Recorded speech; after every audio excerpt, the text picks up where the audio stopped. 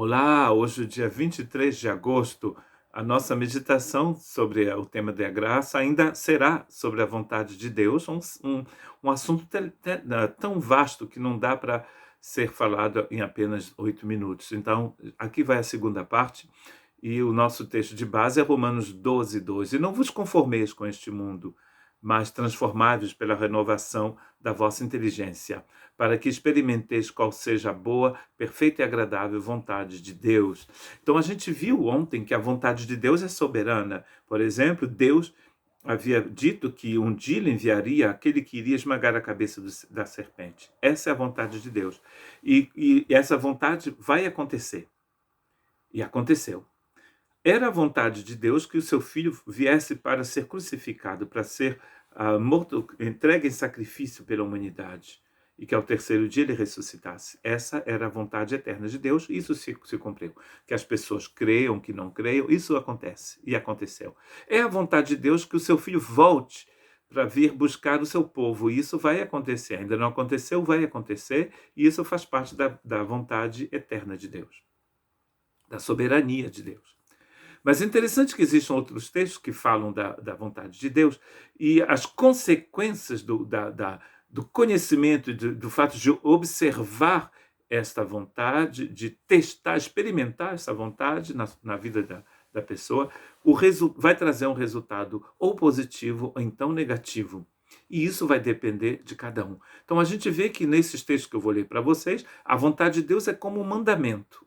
É uma ordem que Deus dá, e quando a pessoa experimenta a vontade, a coisa acontece. Senão, o contrário vai acontecer. Por exemplo, nos evangelhos, no evangelho de Mateus, capítulo 7, verso 21, diz o seguinte: não é toda pessoa que me chama Senhor, Senhor, que entrará no meu reino, no reino do céu. Não. Somente quem faz a vontade do meu Pai que está no céu.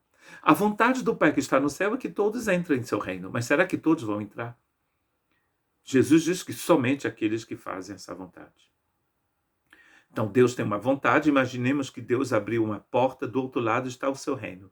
Mas para que alguém possa ir para o reino dele, tem que passar pela porta. Inclusive Jesus diz, eu sou a porta. Olha que coisa linda. Então a vontade de Deus aqui, ela é soberana, é claro, mas os efeitos dessa vontade na sua vida vai depender da sua decisão. Vai depender do que você vai fazer. Nem todo mundo que canta, que fala alto, que grita no louvor, que diz um monte de coisa maravilhosa, nem todo mundo, infelizmente, entrará no reino de Deus. Não é o fato de dizer, meu Deus. Não, é o fato de fazer a vontade desse Deus. Tá? A diferença. 1 Tessalonicenses 4:3, porque esta é a vontade de Deus, a vossa santificação, que vos abstenhais da prostituição. Olha lá, escrevendo a uma igreja. Não está escrevendo ao mundo, a uma igreja. Então isso quer dizer que havia prostituição na igreja. A vontade de Deus aqui é a santificação. A palavra santo na Bíblia quer dizer à parte, né? Separado. E aqui é uma separação contínua, um processo de separação. A vontade de Deus é que eu e você sejamos cada vez mais separados do mal para pertencermos a Ele. Esta é a vontade de Deus. Mas somente aqueles que experimentam esta vontade vão poder realmente ser santificados. Então a importância que a vontade soberana de Deus e eterna se torne realidade na sua vida. Na verdade, essa meditação complementa a de ontem, porque na de ontem a gente falou da vontade de Deus que acontece, que você faça ou não faça, que você creia ou não creia, ela vai acontecer. Aqui, os efeitos dessa vontade vão ser experimentados na vida daqueles que observam, daqueles que experimentam, que colocam em prática esta vontade soberana de Deus.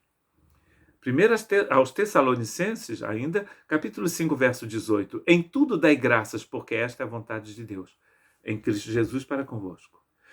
Será que todo mundo dá graça a Deus? Será que todo mundo agradece a Deus pelo alimento, pela salvação, pelas amizades, pela família, pelo tempo que faz, pela temperatura? Será que todo mundo agradece? Infelizmente não.